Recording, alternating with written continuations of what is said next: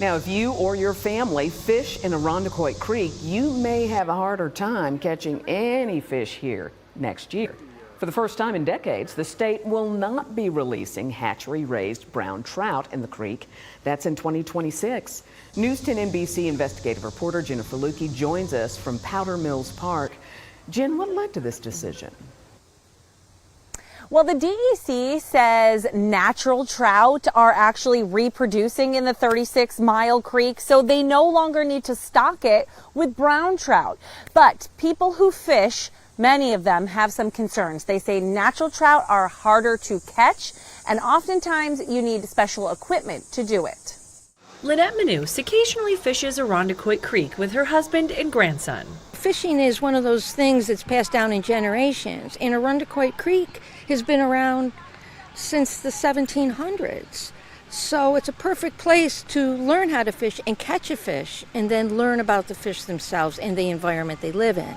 It was during a recent visit to Powder Mill Park Fish Hatchery she learned there will soon be far fewer fish in the creek. I'm only allowed to stock within park boundaries, and that's where the majority of our fish are going to go, within the park boundaries. That will continue, but the rest of the brown trout you normally see in other parts of the creek? Caledonia has historically stocked this creek with 10,000 to 14,000 browns for the past 50 years, and that's going to stop in 2026, and I feel bad for all the fishermen. They're going to go to the local parks and not catch anything. A spokesman for the DEC tells me, quote, fishery staff surveyed Irondequoit Creek last summer and were excited to confirm substantial natural reproduction of wild trout within one of the stocked reaches.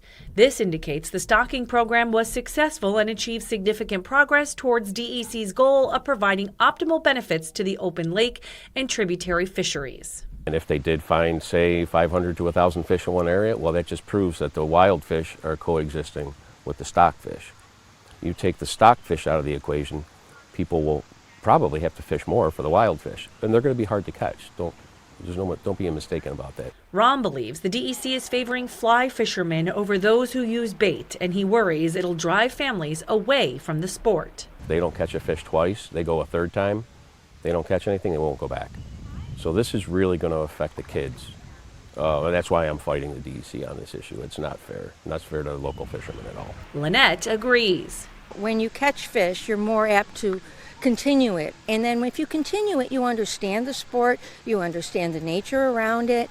And I really believe it's a plus, and it's a good thing for families and people to experience in our area. Still, it appears the DEC's decision is final, at least for 2026. They made this policy change with zero public input, and they constructed it that way. So it's like, wait a minute, you guys work for us, the fishing public. You need to get back in tune with the needs and wants of your local fishermen, period.